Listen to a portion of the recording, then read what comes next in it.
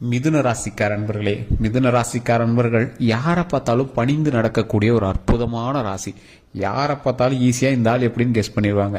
இந்த மிதுன ராசிக்காரர் அமைதியாக இருக்கிற மாதிரியே தெரியும். ஆனால் அத்தனை பேர்த்தையும் ஜட்ஜ் பண்ணுறதுல இவர் அளவுக்கு யாராலையுமே ஜட்ஜ் பண்ண முடியாது. ஈஸியாக இவர் எல்லாத்தையும் கணிச்சிருவார். ஒரு 10 பேர் முன்னாடி இருக்காங்க அப்படின்னா இவன் எதுக்காக நம்மக்கிட்ட பேசுகிறான், இவன் எப்படியாப்பட்டவன் தான் அப்படிங்கிறத மற்றவங்களோட அதிகமாக கணிக்கக்கூடிய திறன் கொண்டவங்க இந்த மிதுன ராசி. மிதுன ராசிக்காரர்களுக்கு கடவுளினுடைய அருள் பரிபூர்ணமாக இருக்குது அப்படிங்கிறது எல்லாருக்குமே தெரியும்.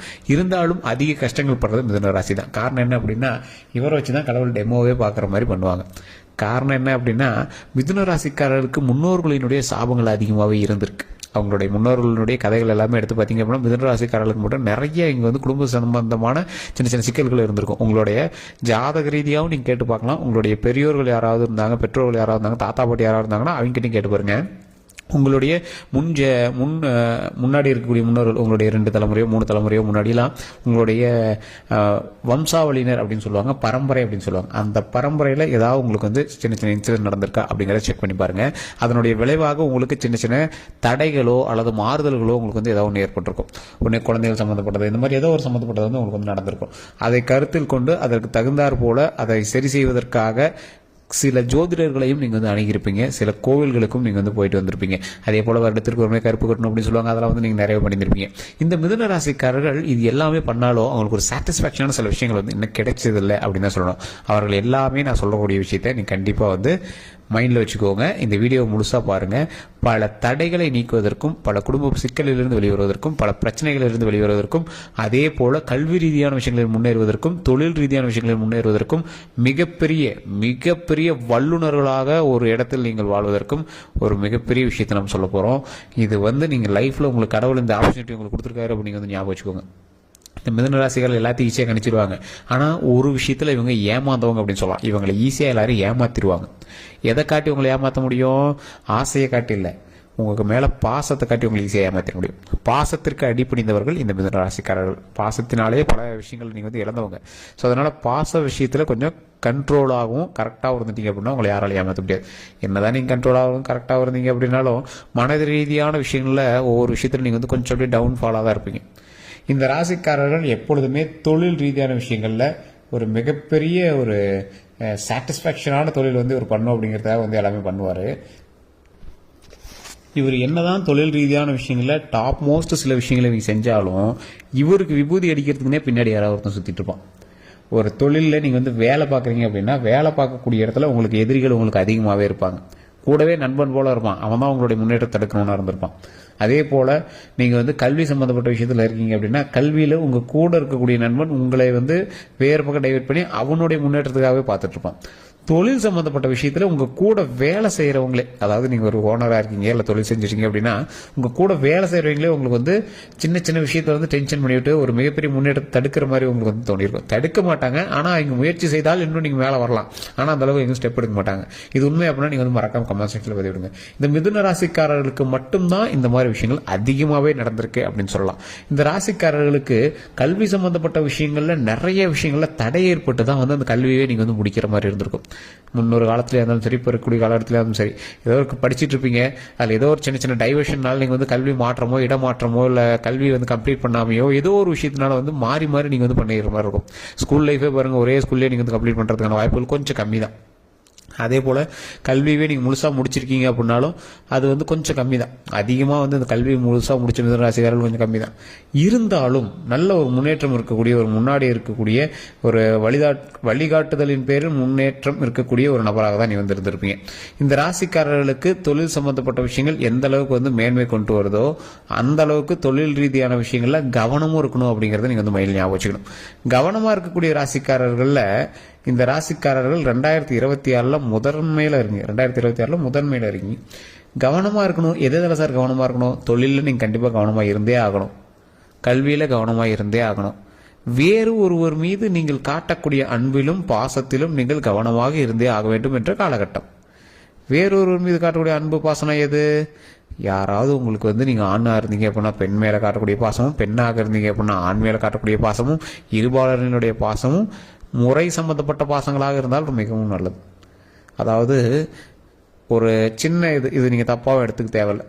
ஏதாவது ஒரு அஃபேரோ இல்லை வேறு ஏதாவது ஒரு புறம்பான விஷயங்கள் இருக்குது அப்படின்னா அதை நீங்கள் சரி பண்ணிக்கிறது பரவாயில்ல. காரணம் என்ன அப்படின்னா உங்களுக்கான கெட்ட பேரை உருவாகுவதற்கு அது ஒரு விஷயம் காரணம் அமைஞ்சிடக்கூடாது. ஸோ அதனால் அந்த மாதிரி விஷயத்த இந்த ராசிக்காரர்கள் தற்போதைய நிலைமையில் கொஞ்சம் கவனமாக இருக்கணும். 2027 அது ரொம்பவே நீங்கள் கவனமாக இருக்கணும். சார் தெரியாமல் ஃபோன் பண்ணிடுறது சார், மெசேஜ் பண்ணிடுறது சார், அது தப்பாகிடுச்சு சார் ஃபேமிலிக்குள்ளே, அதெல்லாம் நீங்கள் இந்த டைமில் நீங்கள் ஸ்டாப்பே பண்ணிடணும். ஸோ உங்களுக்கு குடும்ப சம்மந்தப்பட்ட விஷயங்கள ரொம்ப கவனமாக இருக்கணும் அப்படிங்கிற ஒரு காலகட்டம் அப்படிங்கிறதுனால ரொம்ப ரொம்ப ரொம்ப ரொம்ப எச்சரிக்கையாக இருங்க. அதே போல் உங்களது வாகனத்தை வேறு ஒருவரிடம் கொடுப்பது, வேறு ஒருவருடைய வாகனத்தை நீங்கள் ஓட்டுவது, அதே போல் அரசுக்கு புறம்பாக செயல்படுவது, இந்த மாதிரி விஷயத்தில் நீங்கள் ரொம்ப கவனமாக இருக்கணும். வேற ஒருத்தர் வண்டி எடுத்துகிட்டு போகிறீங்க, ஸ்பீடாக போகிறீங்க, ஹெல்மெட் போடாமல் போகிறீங்க, சீட் பெல்ட் போடாமல் கார் ஓட்டுறீங்க, ஒன் வேல கார் ஓட்டுறீங்க, இந்த மாதிரி ஏதோ ஒரு அரசு சம்மந்தப்பட்ட விஷயத்தில் ஃபைன் கட்டுவீங்க. ஸோ அந்த அரசு சம்மந்தப்பட்ட விஷயத்தில் ஃபைன் கட்டுறது சின்னதாக ஏதோ ஒரு ஹெல்மெட் போடாது அந்த மாதிரி ஏதாவது நீங்கள் ஃபைன் கட்டிங்கன்னா கூட ஓகே தான். ஹெல்மெட் போடாத சின்ன விஷயம் அதுதான் மிகப்பெரிய விஷயம். ஸோ இந்த மாதிரி ஏதோ ஒன் வேல போகிறீங்க அதுக்கெல்லாம் ஃபைன் கட்டிங்க அப்படின்னா அதெல்லாம் ஓகே தான். ஆனால் வண்டி சம்மந்தப்பட்டது, ஏதாவது பணம் எடுத்துகிட்டு போகிறீங்க, ஏதாவது ஒரு லேண்ட் விஷயத்துக்கு போகிறீங்க, அதிக பணம் எடுத்துகிட்டு போனால் லாக் ஆகிடுறீங்க, இந்த மாதிரி ஏதோ ஒரு பெரிய பெரிய அரசு சம்மந்தப்பட்ட விஷயத்தில் வச்சுக்கிறதுக்கு வாய்ப்புகள் அதிகமாக இருக்குது. அது கொஞ்சம் கவனமாக பார்த்துக்கணும். டாக்குமெண்ட் சம்மந்தப்பட்ட விஷயங்கள், அரசு சம்மந்தப்பட்ட விஷயங்கள் இது இணைஞ்சிருது. டாக்குமெண்ட் சம்மந்தப்பட்ட விஷயங்கள் போய் ஆதார்லையாவது பிழை திருத்தம் பண்ணுவீங்க, ஓட்டர் ஐடியிலையாவது பிழை திருத்தம் பண்ணுவீங்க, எல்லாம் ரேஷன் கார்டுலையாவது ஆள் சேர்த்துவீங்க. இந்த மாதிரி உங்களுடைய டாக்குமெண்ட் சம்மந்தப்பட்ட விஷயத்தில் ஏதோ ஒரு திருத்தங்கள் செய்யக்கூடிய ஒரு காலகட்டமாக இந்த காலகட்டம் உங்களுக்கு அமையுது. மிதுன ராசிக்காரர்களுக்கு தொழில் ரீதியான நன்மைகள் பல விஷயங்கள் இருக்குதுங்க. ஆனால் அந்த தொழில் ரீதியான நன்மைகளில் நீங்கள் மட்டும் இருந்தீங்க அப்படின்னா ஓகே அப்படின்னு சொல்லலாம். உங்கள் தொழிலில் மற்றவர்களும் ஈடுபடுறாங்க. இந்த தொழில் எப்பயுமே ஒரு சார்ந்து இருக்காது. நீங்கள் பண்ணக்கூடிய தொழில் எப்பவுமே ஒருத்தர் சார்ந்து இருக்காது. நீங்கள் மட்டும் கல்லாவில் உட்காந்துட்டு நீங்கள் மட்டும் வேலையை பார்த்துக்கலாம் அப்படிங்கிற மாதிரிலாம் இருக்கவே இருக்காது. அதில் ஒரு 4-5 நபராவது ஈடுபட்டே ஆகணும் அப்படிங்கிற ஒரு காலகட்டம். ஸோ அதனால் அவங்களுடைய தசாபுத்தியின் பால் உங்களை கொஞ்சம் கொஞ்சம் அப்படியே மூவ் பண்ணும். உங்களுடைய தசாபுத்திக்கு நீங்கள் மட்டும் செய்யக்கூடிய விஷயங்கள் கம்மி தான். உங்களுக்கு எதிர்க்க இருக்கக்கூடியவர்கள் உங்களோட சேர்ந்து பணியாற்றும் போது அதற்கான முன்ன பின்ன இருக்கக்கூடிய சில விஷயங்களை அதிகமாக நடத்துவாங்க அப்படிங்கிறத இந்த விஷயத்தில் நீங்கள் கவனமாக எடுத்துக்கணும். இந்த ராசிக்காரர்களுக்கு முதன்மையான ஒரு விஷயம் என்ன அப்படின்னா, தொழில் செய்யக்கூடிய இடத்துல ஒரு பெருமாளினுடைய புகைப்படம் வைத்து அந்த இடத்துல நீங்கள் வழிபட்டீங்க அப்படின்னா மிகப்பெரிய நல்லது.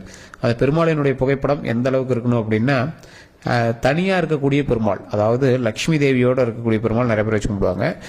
ராஜ அலங்காரத்தில் தனியாகவே பெருமாள் தெரிகிற மாதிரி ஒன்று வச்சிருப்பாங்க. லக்ஷ்மி தேவியோட புகைப்படம் தனியாக வச்சு கும்பிடலாம், ராஜ அலங்காரத்தில் கூடிய பெருமாளுடைய புகைப்படம் தனியாக வச்சு கும்பிடலாம். ஸோ இது நீங்கள் வச்சு கும்பிட்டீங்க அப்படின்னா ரொம்ப ரொம்ப நல்லது. அதுலேயும் ராஜ அலங்காரத்தில் இருக்க வைர கிரீடத்தோட அருமையாக இருப்பார். ஸோ அந்த பெருமாளை வச்சு கும்பிட்டீங்க அப்படின்னா ரொம்பவே நல்லது. காலையில் ஒரு சொம்பு தண்ணி வச்சு உங்களுடைய வேலை செய்யக்கூடிய இடத்துல ஒரு சொம்பு தண்ணி ப்ளஸ் அந்த கடவுளை வழிபடுறதை வச்சு நீங்கள் போட்டு ஆட்டோமேட்டிக்காக வணங்க. அதில் மிகப்பெரிய நன்மை உண்டு. அதில் என்ன ஒரு ப்ளஸ் அப்படின்னா, இந்த பெருமாளை வணங்குபவர்கள் அடிக்கடி நீங்கள் சனிக்கிழமான பெருமாள் கோயிலுக்கு போயிட்டு வந்தீங்க அப்படின்னா நல்லது. பெருமாள் கோயில் எந்த கோயிலாக இருந்தாலும் சரி பெருமாள் கோயிலுக்கு போயிட்டு வரணும். போயிட்டு பெருமாள் கோயிலில் உட்காந்துட்டு வரக்கூடாது. லக்ஷ்மி தேவி கூடி இருக்கக்கூடிய இடம். ஸோ அதனால் என்ன பண்ணோம், லக்ஷ்மி தேவி வழிபடுறவங்க சிவன் கோயிலுக்கு பார்த்தா போனால் நீங்கள் உட்காந்துட்டு வரலாம். பெருமாள் கோயிலுக்கு போனீங்கன்னா படப்பண்ணு வீட்டுக்கு வந்துடணும். நடுவில் கடைக்கு போயிட்டு வருது இல்லை வேறு எங்கேயாவது போயிட்டு வருது அந்த மாதிரி விஷயங்கள்லாம் இருக்கக்கூடாது. பெருமாள் கோயிலுக்கு போனீங்க அப்படின்னா பெருமாள் கோயிலுக்கு உட்காந்துட்டு வரதான் இருக்கக்கூடாது. பெருமாள் கோயிலுக்கு போனால் ஆட்டோமேட்டிக்காக சாமி மட்டும் வீட்டுக்கு வரதா இருக்கணும். லக்ஷ்மி தேவி கூட இருக்கக்கூடிய இடத்துல உட்காந்துடக்கூடாது. நாம் லக்ஷ்மி தேவி வீட்டுக்கு கூட்டு உட்கார வச்சுக்கணும். ஸோ அதனால் அதை நீங்கள் மைண்டில் நல்லா ஞாபகம் வச்சுக்கோங்க. இது நிறைய பேர் தெரியறதில்ல. சிவன் கோயிலுக்கு போனாலும் அங்கே உட்காந்துடலாம், பெருமாள் கோயிலுக்கு போனால் அங்கே உட்காந்துடக்கூடாது. ஸோ பெருமாள் வழிபாடு பண்ணிவிட்டு உங்களுடைய குலதெய்வத்தை மறக்காமல் நீங்கள் வழிபாடு பண்ணுங்கள். குலதெய்வம் தான் உங்களை முன்னேற்றுவதற்கு முதல் படிக்கட்டு. ஸோ குலதெய்வம் வழிவிட்டால் தான் எல்லா தெய்வங்களும் அருள் புரியும். ஸோ குலதெய்வ வழிபாடு கண்டிப்பாக பண்ணுங்கள். திருமணம் ஆகாத மிதுன ராசிக்காரர்கள் கண்டிப்பாக நான் சொல்லுவதை கண்டிப்பாக வியாழக்கிழமைகளை கண்டிப்பாக ட்ரை பண்ணுங்கள். தடைகளை நீக்குவதற்கு தட்சிணாமூர்த்தி வழிபாடு ரொம்பவே பெருசு. குழந்தைகள் இல்லாதவங்களுக்கும் சரி, அதே மாதிரி திருமணம் ஆகாதவங்களுக்கும் சரி, தட்சிணாமூர்த்தி வழிபாடு வியாழக்கிழமை தட்சிணாமூர்த்தி கொண்டக்கடலை மாலை போட்டு வழிபட்டீங்க அப்படின்னா மிகப்பெரிய சந்தோஷம், மிகப்பெரிய நன்மை நடக்கும். அதை நீங்கள் கண்டிப்பாக ட்ரை பண்ணி பாருங்கள். கொண்டக்கடலை வழிபாடு, தட்சிணாமூர்த்திக்கு செய்யக்கூடிய வழிபாடு, தட்சிணாமூர்த்தி வழிபாடு. ஸோ இதுதான் 2 நெய் விளக்கு வைக்கிறீங்க, தட்சிணாமூர்த்தி வழிபடுறீங்க, கொண்டக்கடலை மாலையோ இல்லை கொண்டக்கடலை வச்சு வழிபடுறீங்க. அங்கே இருக்கக்கூடிய ஒரு 10 பேருக்கு கொண்டக்கடலையோ அல்லது பொங்கலோ ஏதோ ஒன்று அங்கே இருக்கக்கூடிய 10 பேர் கொடுக்குறீங்க. அதனால் இங்கே வயிறு குளிர்றாங்க, உங்களுடைய மனம் குளிருது, இறைவனுடைய மனம் குளிருது, உங்களுக்கு நன்மை பிறகுது, நமக்கு நன்மை பிறகுது. ஸோ இதுதான் அங்கே நடக்கக்கூடிய ஒரு பெரிய விஷயம். நீங்கள் பெரிய பெரிய பரிகாரம்லாம் பண்ணணும் அவசியம் கிடையாது. நிறைய பேர் தசாபுத்தியெல்லாம் செக் பண்ணிட்டு பார்த்துட்டு இருப்பீங்க. சரி, தசாபுத்தியின் பால் எப்படி நடக்கும், அதை நம்ம எப்படி செக் பண்ணுறது? ஏன்னா இப்போ நம்ம சொல்கிறது பொது பலம் தான். தசாபுத்தியை வச்சு எப்படி கணிக்கிறது அப்படின்னு கேட்குறவங்களுக்கு இந்த வீடியோவில் ஒரு முக்கியமான விஷயத்தை நான் சொல்கிறேன், நோட் பண்ணிக்கோங்க. சார் உங்களுடைய ஜாதகத்தை செக் பண்ணிக்கோங்க, லோக்கலில் இருக்கக்கூடிய ஜோதிடர்கிட்டே கொடுங்க. தசாபுத்தி எங்கே இருக்குது, உங்களுக்கு மாந்தி எப்படி இருக்குது எல்லாமே கேளுங்க. இல்லை சார் அங்கே சரியான ஒரு இது கிடைக்கல அப்படின்னா டிஸ்கிரிப்ஷனில் நம்பர் இருக்குது, பிரபல ஜோதிடருடைய நம்பர் தான் கொடுத்துருக்கோம். அதே மாதிரி ஸ்க்ரீன்லேயும் பார்த்தீங்கன்னா நம்பர் ஓடிட்டுருக்கு, அந்த நம்பருக்கு நீங்கள் வந்து ஃபோன் பண்ணி பேசி தெரிஞ்சுக்கலாம். வேறு எந்த ஒரு கருத்துக்களாக இருந்தாலும் மறக்காமல் கமெண்ட் செக்ஷனில் பதிவிடுங்க. தயவு செய்து அந்த நம்பருக்கு ஃபோன் பண்ணுங்கள். பிஸியாக இருந்தது அப்படின்னா கொஞ்சம் வெயிட் பண்ணுங்கள். நிறைய பேர் வந்து சார் ஃபோன் பண்ணால் பிஸியாக இருக்குது, எடுக்க முடியல, எடுக்க மாட்டேறாங்க அதுங்கிறீங்க. கொஞ்சம் வெயிட் பண்ணிங்கன்னா கண்டிப்பாக வந்து உங்களுக்கு ரிப்ளை பண்ணுவாங்க. வெளிநாட்டு மக்களும் வாட்ஸ்அப் மூலமாக நீங்கள் வந்து பேசி தெரிஞ்சுக்கலாம். வேறு ஏதாவது கருத்துக்கள் இருந்தால் மறக்காமல் கால் பண்ணி கேட்டு தெரிஞ்சுக்கோங்க. நன்றி நண்பர்களே.